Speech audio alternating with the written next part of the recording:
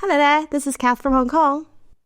Hello, it's Adrian in London, and we are back together again after a couple of very busy weeks for work and trials. Yeah, work is madness, but of course work is not my priority. And we're here to talk about trials. Yeah, of course. Paddle's live. I just work to paddle. That's a good way of seeing it. So when did your trial happen? So my trial happened on the 2nd of March. It was on a Sunday. How about yours? Coincidentally, I did mine on the 2nd of March, just a few hours earlier than you because of the time difference. So today we want to talk about trials all the way. So if you're curious about trialing or if you want to trial in the future, just stick around and there's plenty to hear. Ripples dance where the sunrise bleeds. Our journey flows where the river leads. Echoes of laughter fill the air. Chatterpot secrets everywhere. So Kath, this was your first ever national team trial, and you've been really guarded about it. We talk a lot, but you didn't say much about this one because you almost saved it for the podcast. I want to hear the whole story. Well, I mean, it's not like I'm guarded. I tell you almost everything. It's just, okay, first thing first, this trial came in very, very, very short notice. I got less than 6 week notice before I know that I'll be going to trial. So it came as a little bit of a shock, actually. So it was a bit of an emotional roller coaster. That's how I would describe it. So I've always been preparing for trials. I was preparing for Team GB trials before when I was still living in the UK because I had an injury, so I couldn't go. And then it's always been my goal to be on the national team. So after I moved to Hong Kong, my goal will be to trial for the Hong Kong team. You're like a runner. You like to run through the whole story, but we have no rush here. So you mentioned you had 6 weeks notice. Coincidentally, I had about the same notice for my trial. This time was for GB Premier team. But then it's slightly different because I reckon for Team GBs, we always run a series of VNTSs. So you kind of know, there's a trial coming up at the end of that. You just don't know the exact dates. The one for me is, I don't even know there will be a trial. There's no lead up, 6 weeks. The Dragon Boat Association of the Hong Kong China Dragon Boat Association put out a notice on their website, silent, absolute radio silent, and then put it out on the notice and we'll be trialing for a team to be put out. It's not for it's not for the World Championship in Germany. It's actually for something called the National Games. I would say it's very comparable to the Commonwealth Games for those who are who are aware at the level of sports that's played there and the scope of it. So it's very similar. It'll be a team that's going there, and then so it went from 0 to 100. You see what I mean? So you have no idea that is coming in. I mean, despite the fact that I've been training for it, preparing for national game trials, being an athlete there, being ready to race on the international level, it still came as a shock. Yeah, and also I think the first time is always special because you don't quite know what to expect. And especially in your case, being in a foreign country, in a completely different system, at least with the British system, BNTS, you had friends who had trialed before, who had been on the team, and you sort of know what to expect. But I think in general, the first time is always special, and it always feels like it's rushed, even when you have 6 months to prepare. I mean, for me, when I did my first Senior A trial last December, I had about 4 months notice. So I signed up in August, and then I spent the next 4 months literally preparing with a view to that trial, doing that particular exercises and thinking about what's going to come. For this one, just like you, I had probably less than 6 weeks notice because it was a last minute shout from the Premier team saying, hey, any interested paddlers out there? We're having another BNTS on the 15th of February. And then on the 2nd and 1st of March, you're going to have trials. So I signed up for that, obviously, because I was available and because it was a good opportunity to see where I stand.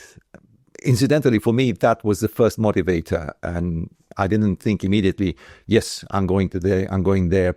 Definitely, I'm going to get on the team. I know I've been training all the time, If I'm good enough, great. If not, there's always the next one. That's what people always say. You're always competing against yourself, and that's what matters most. Well, but then, okay, you said, I think what you were saying, like, okay, you have to travel prems, and it was like a 6-week notice. And I think what we focus on was a lot on the physical side of things. Will I be able to get those reps out? Will I get those time that's needed for the cardio tests? But I think what I find really novel, actually, experiencing this, is not actually the physical side, because I've been in the gym for however long.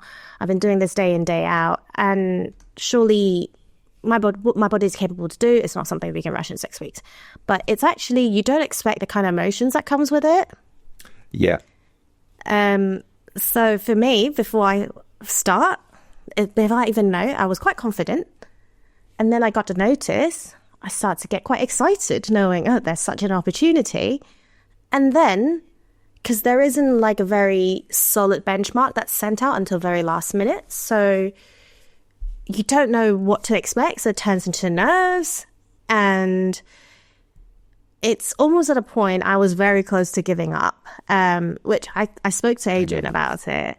I know. I spoke to you about it. I was very close to giving up because I'm not sure if I'm good enough. Maybe I should try next year. And I never expect myself to be going to trial at this time of the year. I've always be expecting I'll be doing the campaign for Asian Champs next year, which will be probably a trial in December earliest, I would say.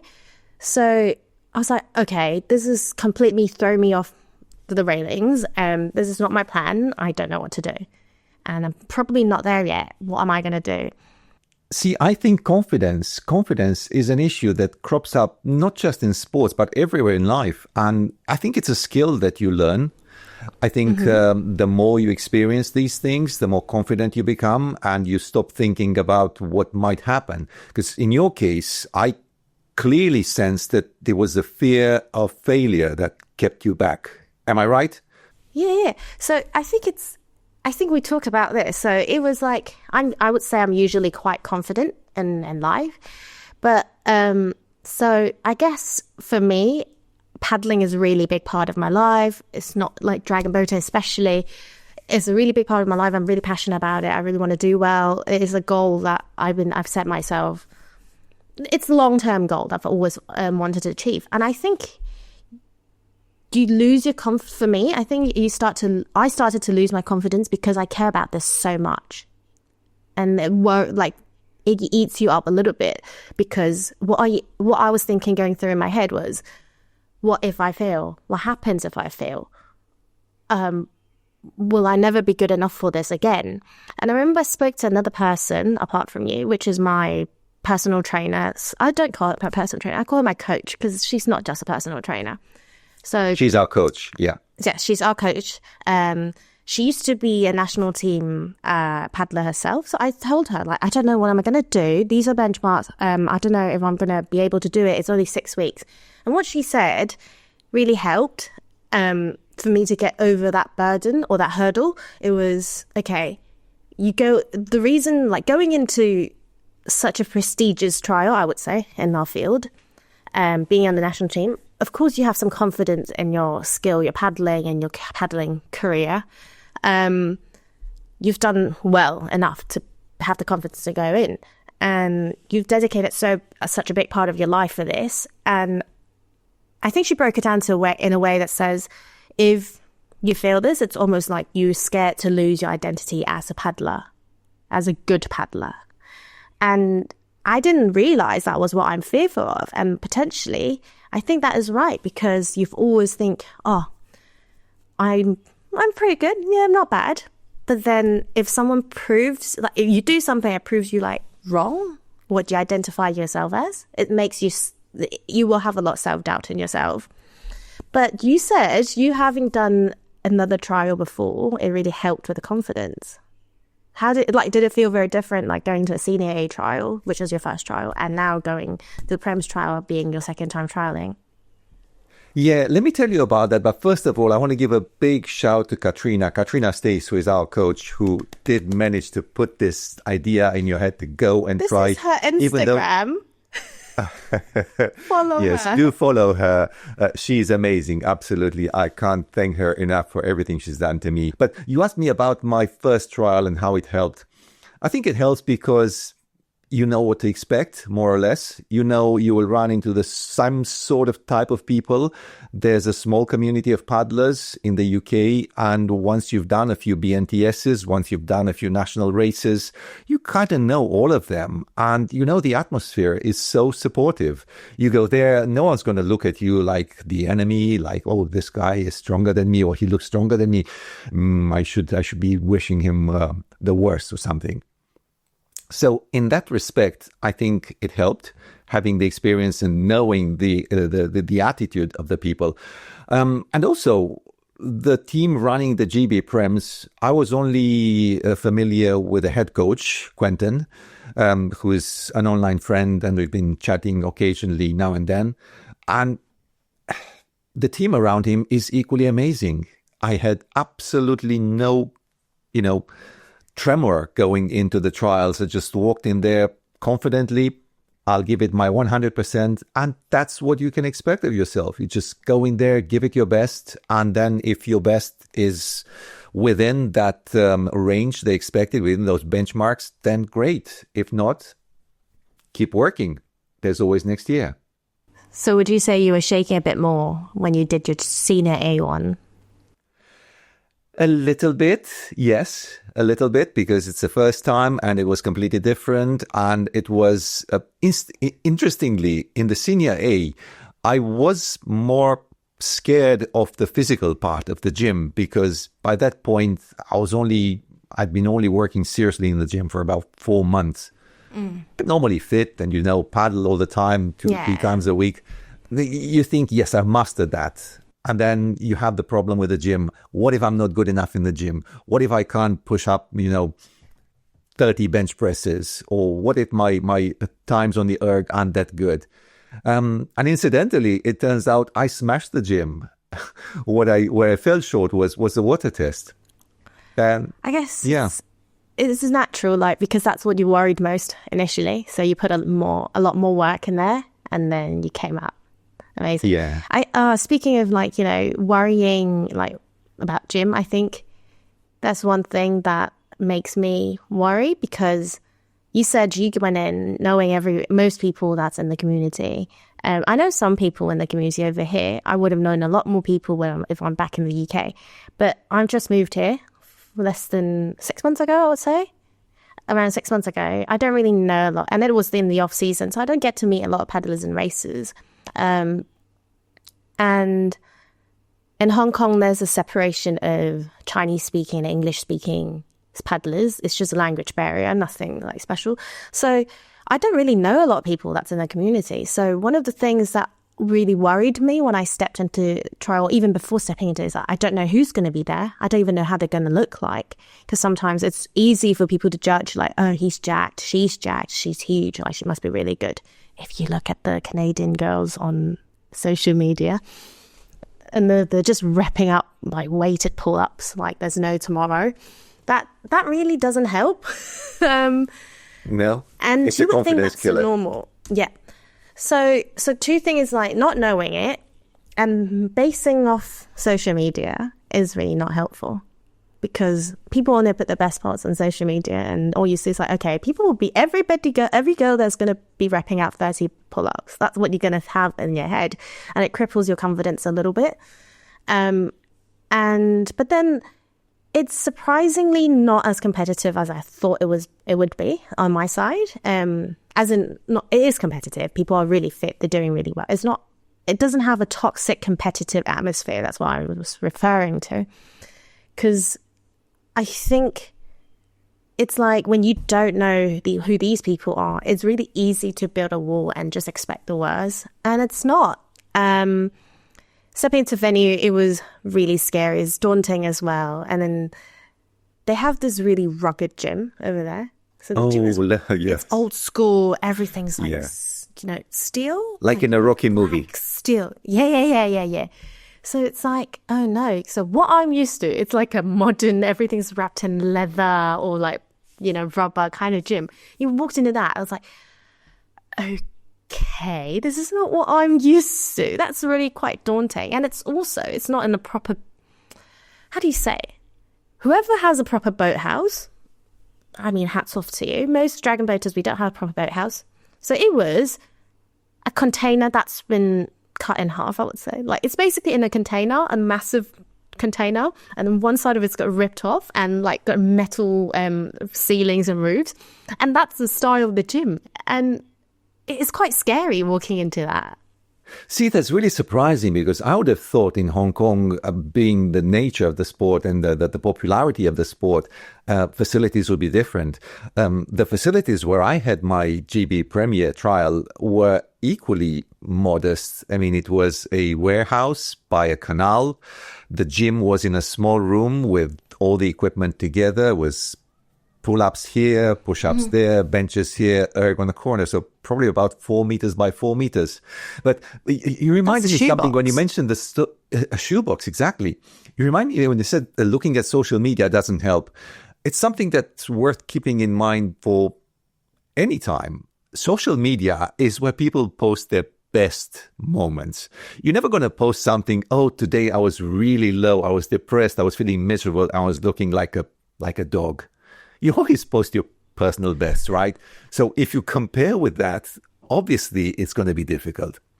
But back to the trials. So on the day when I walked into the venue, you really felt the energy because this was a canal just outside Milton Keynes. It was in Old Wolverton.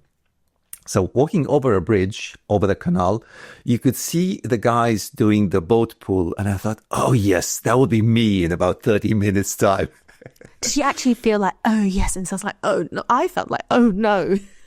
I felt like, oh yes, no, really. I was so energized on that day. I was ready to dive in and just sink my teeth into it. That's part of the mental preparation, I think. I felt really good that day and I wanted to go out there and smash it. And the guys, some of them, admittedly, I knew from senior A, so it was like very natural. Hey, Joe. Hey, Rosa, Bobby, how are you doing? But others whom I just met 2 weeks prior on the last BNTS were equally friendly. And literally, as people were taking their trials in an O1 on the canal, there were other people spectating from the banks and going, come on, go Q, come on, Dad, you can do it. Dad, that was Quentin's son, who was literally running alongside the O1 to cheer up his dad. Aww. So yes, no, it's such a lovely atmosphere. I mean, I would They are lovely. BNTSs and trials only to be with this amazing, amazing group of people. Yeah, I think it was surprisingly supportive because when I'm walking into there, I was like, first of all, like I said, I didn't know what to expect. And I somehow, in some sense, you're rivalries with these people. And I think I wouldn't be shocked if people are not supportive because you're rivals. But at the same time, it doesn't make sense because what if you end up on the same boat with the person that you're booing on? But so for myself, it's slightly different. I did okay. Like I would say, I did all right. So, but then everyone's tend to be quite quiet. I think it's just Asians tend to be more timid, and we tend to be more quiet and more reserved. And then so everyone was relatively quiet. But then there's this girl I saw. I would say she's probably quite new to the sport. She's fit. She's like, surely she's been like running before or things like that. She's done sport. She's a fit girl. And I think she was just like, that feels like how it feels like. Look at her. It feels like me knowing that our Team GB is going to recruit 2 years ago and I'm just going to hop into it. And she was struggling quite a bit. You can tell strength is not her strongest. And starting the girl, because we're split into girls and boys. So the girls started saying, like, you can do this. They don't know each other, but instead cheering her on. Like, you can do this. Like, 2 more. You can do this. It's not heavy. You can do this. And it really, like, took me by surprise because I wasn't expecting this really supportive community or environment there. But I guess it's one thing about, I think it's one thing that's quite universal, especially for like dragon boating. It's one of those And also sports. athletes in general. Yeah. You cheer on the Sportsmanship. performance. Exactly. Sportsmanship is the word I was looking for. I was doing my rowing erg, right? For 5 minutes at the end of the day, all the other tests. And I was almost collapsing 2.5 minutes in when they started shouting, "Come on, Adrian, sit upright, use your length, use your legs." That And means it you've does gone make a hard enough. difference. Exactly, as if I was not hard enough. But that makes such a difference. You can see it immediately on the screen in front of you, and it kind of picks you up. You get a second wind or a third wind or a fifth wind, whatever in that case. So you like saying of motivation, as in motivation from other people. There's one thing that I would like everyone to give a round of applause to Adrian, is that when I was really lacking that confidence, he cheered me on. Like, he sent me motivational speeches almost every day, and apart from the days that he fell asleep, which I'm really, really grateful, because I remember I was doing my test, or even when I was like just, trying out my tests in the gym for the first time. So it's not like a maximal effort kind of test we're doing more like power endurance kind of tests. So that's the point. Like, your lactate is kicked in, you're in so much pain, you're tired, and you really just your grip is giving out, your hand hurts, your back hurts, everything hurts.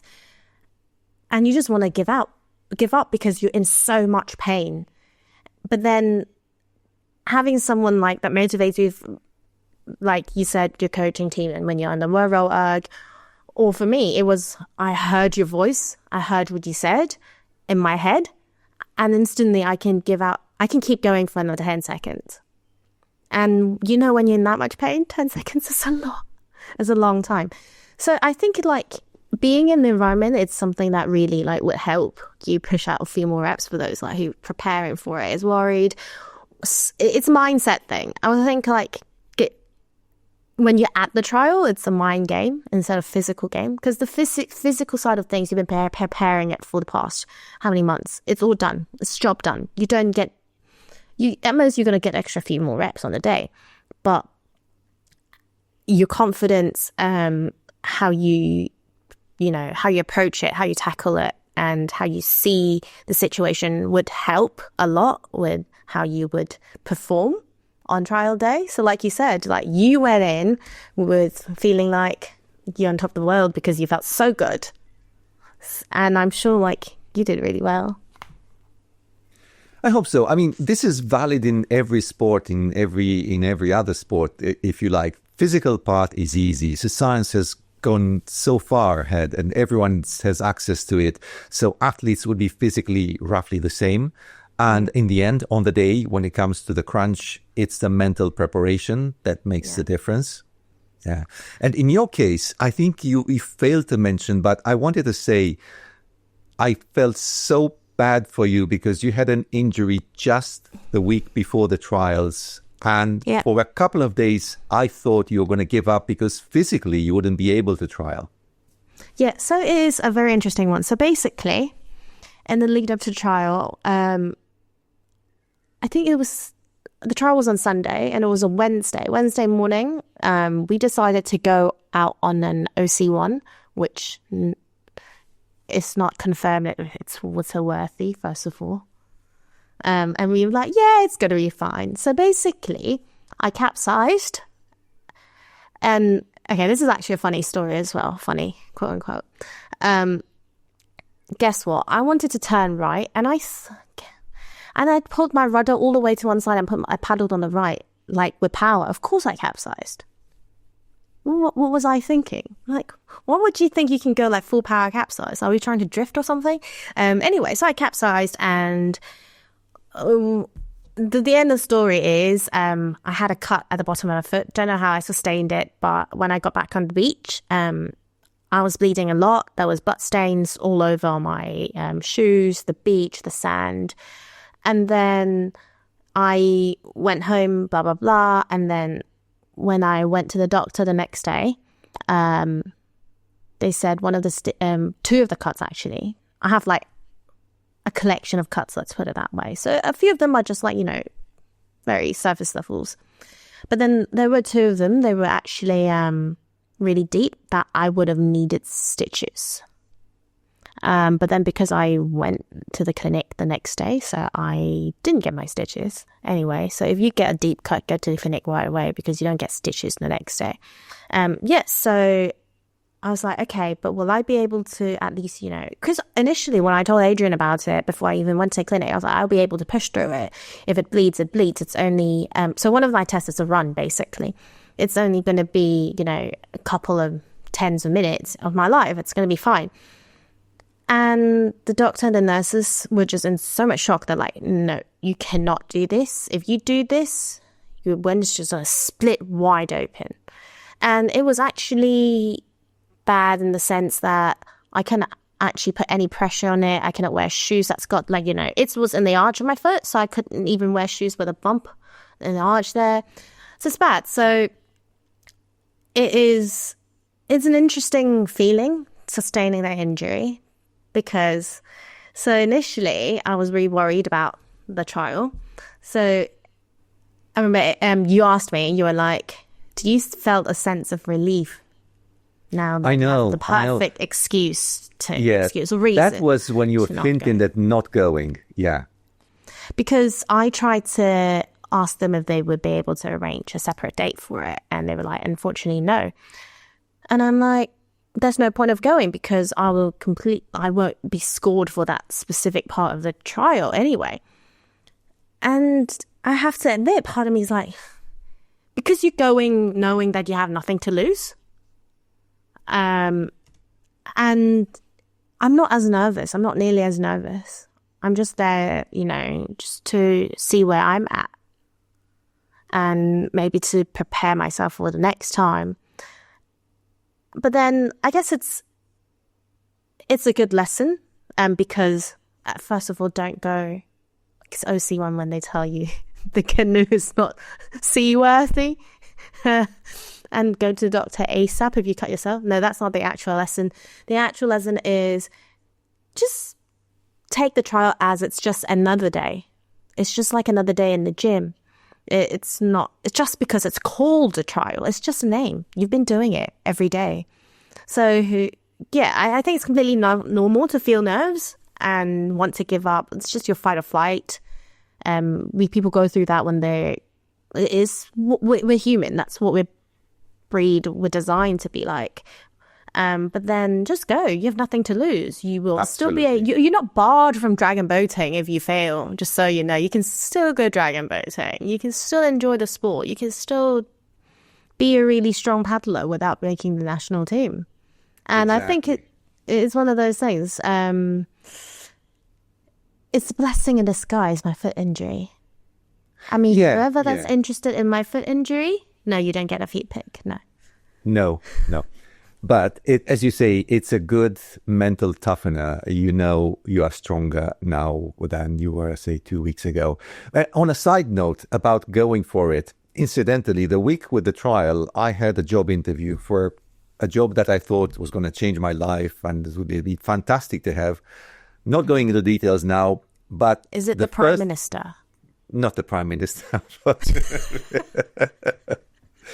But the first piece of feedback I got from my boss after the interview, which I didn't get the job, obviously, the first piece of feedback was, Adrian, I loved it that you went for it. So literally, I went for it just as you would go into a trial. And that was it. No regrets, no holding back. And going back to the trial itself, I wanted to ask, how did it feel during the day? Because for me, it was incredibly intense. Everything was so well organized with small breaks between the tests. By the end of the day, you felt like you've done a whole day of racing. And the start was brutal because for me, the start was a dragon boat pool. For those who are not familiar with it, also known as the trapper trial, it's basically you paddling a whole boat. And they put on some counterweight as well. So if I'm 85 kilos, there was 85 kilos worth of iron plates on the other side to keep the boat balanced. Oh, it's not a person. It's not a person because how can they find someone to match your weight?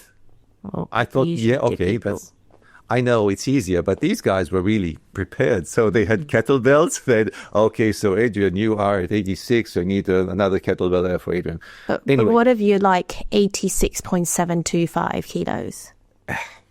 I don't know, add another gallon of water. I think we can ask him when we get him on the podcast. We can ask you when we get him on the podcast. Yeah. But pulling the dragon boat for 100 meters, I've never done it before. So that was literally my first time I've done that.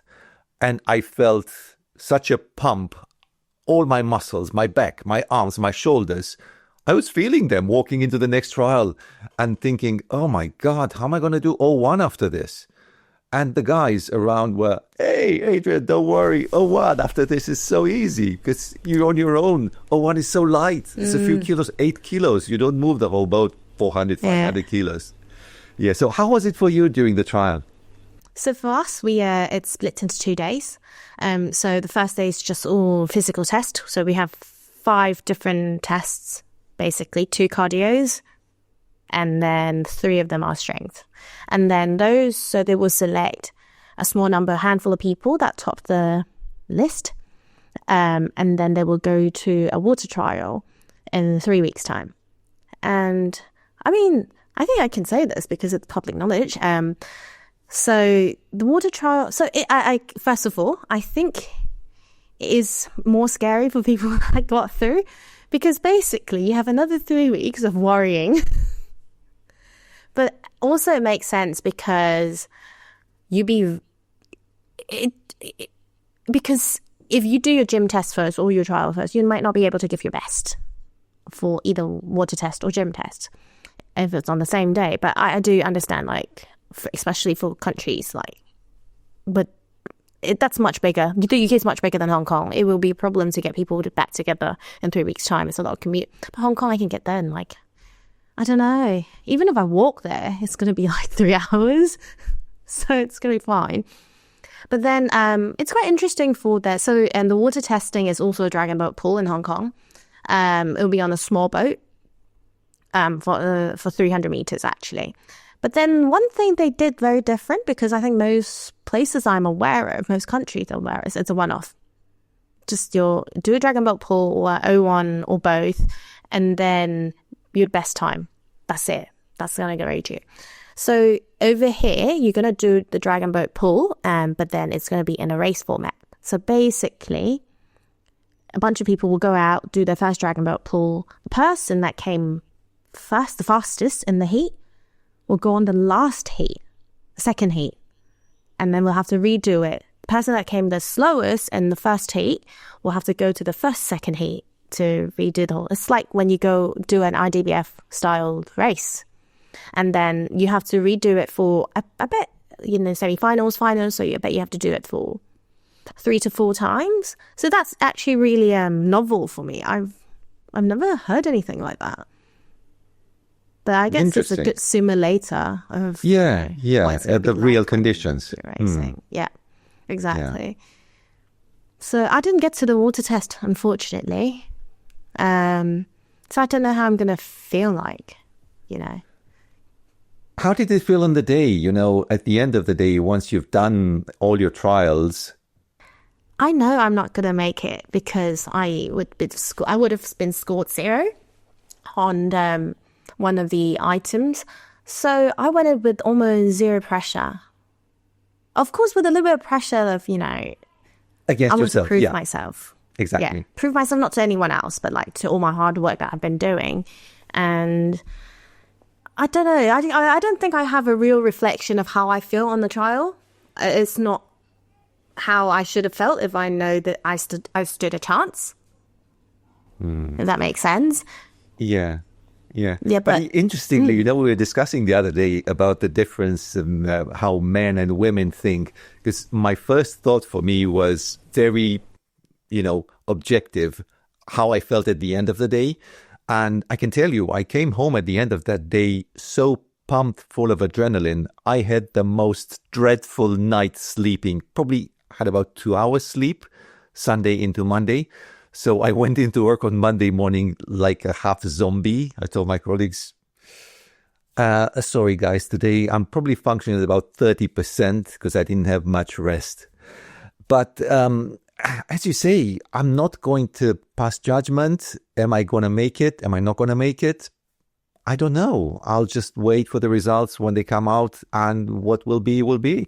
There's always the next trial. There's always races. I have such a busy season of racing ahead of us.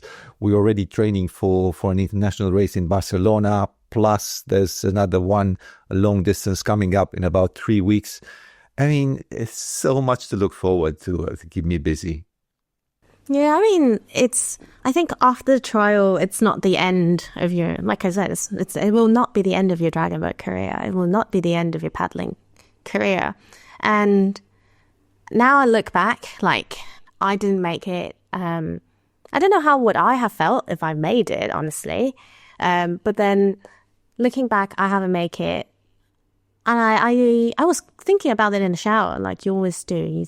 You think in the shower, like a normal person would, is how far I've come. So I think that's as important after, especially, let's say a failure.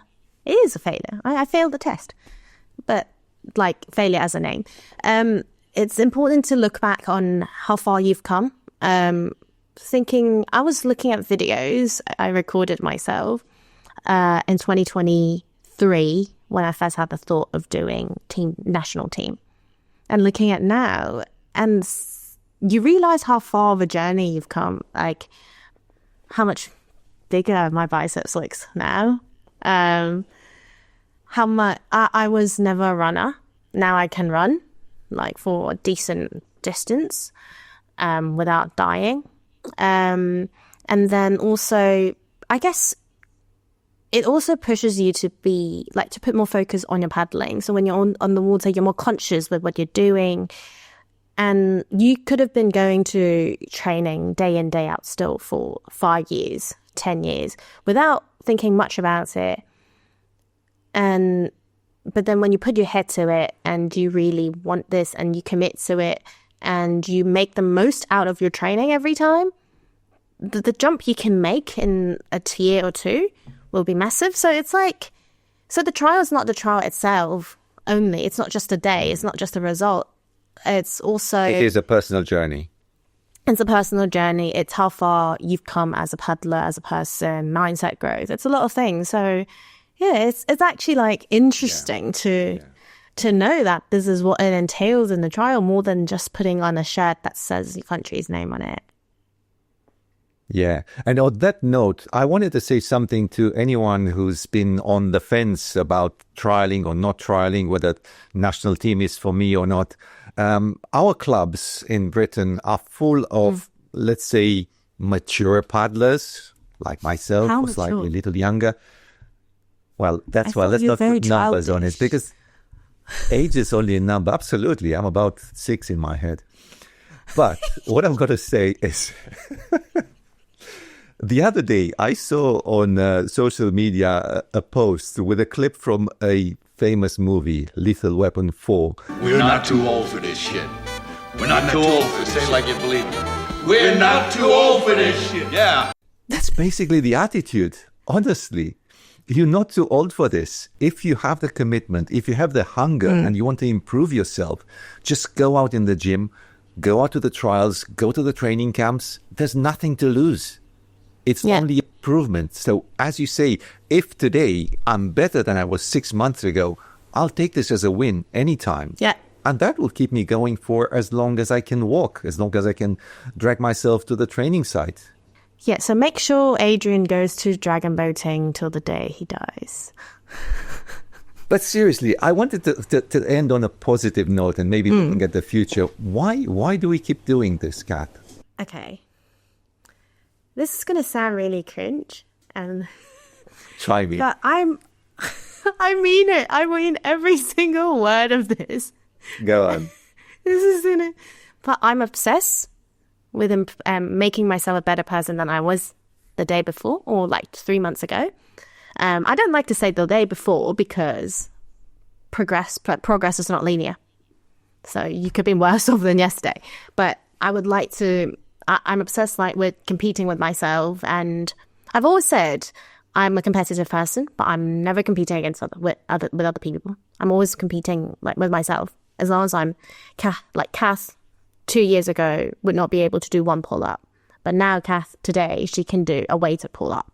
So for me that's progress, and I think it is, of course, through these small wins you can see you have improved, but then wanting to do the national team, actually, it's part of it's like it rubber stamped my progress, how I have actually made it. Validation. Yeah, but it's also the process of it. I remember I've seen something on social media. I read a quote recently that said, enjoy being in the process of becoming.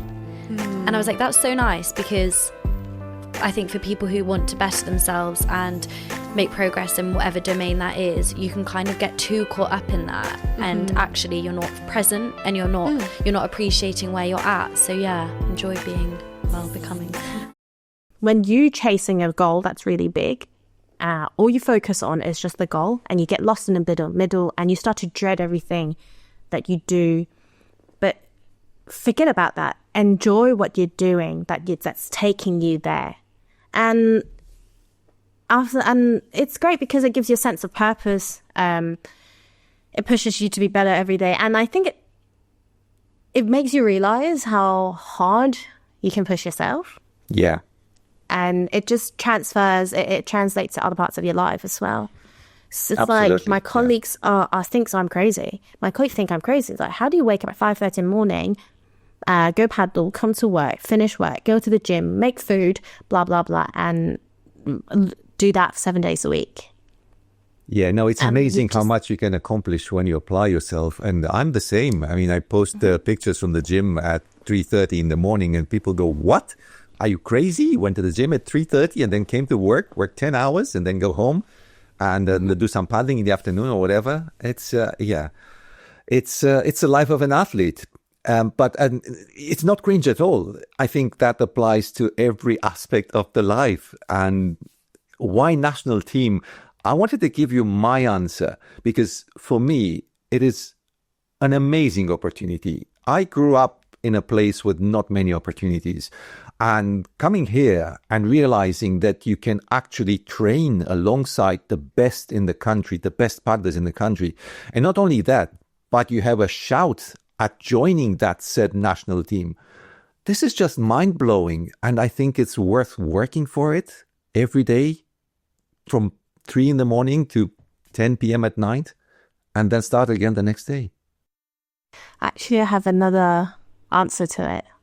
Go on. So I always tell, like, I've always felt like, I think growing up being Asian, it's in our culture, it's very quite deep rooted that girls need to be feminine, female, like boys need to be masculine. And it's almost like discouraged for girls to do certain sport, like sports is fine, but like better do something like figure skating or, you know, long distance running that makes you, you know, skinny. But it's the stereotype in people's head when I tell people like I am a dragon boater and I'm quite dedicated. They were like, oh my God, that's very powerful. Oh my God, will you get too big? Don't get too big, blah, blah, blah. And growing up with that, it almost made me think like you won't be able, like you will never be as strong as you want to be because you're a girl, you should not. And being on this journey, I realized that I can actually be very strong. I can be strong, I'm not going to be weak just because I'm a woman. I can be really strong. I can train for it. And if I'm not strong enough, I'll train even harder. And one day I'll be I'll be stronger than men. And I don't like these. I think I personally just do not like to be stereotyped by the society. It's like, no, I am going to be strong. I'm going to be fast. I'm going to be, you know, do whatever I want. Just because I'm a girl doesn't mean I cannot do it. And I think it's also great to see that the narrative is changing. There's a lot of girls in sports and they're not scared of getting strong. And it's really important, like actually like double-edged sword for social media. we see this on social media, and now like being strong as a girl is not a problem because you see that on social media. And that is why I wanted to make national team, because I remember one day I walked past with my paddle and a little girl stopped me, and then she asked me about my sport, and then she was like, oh, you're so strong, I want to be like you when I grow up.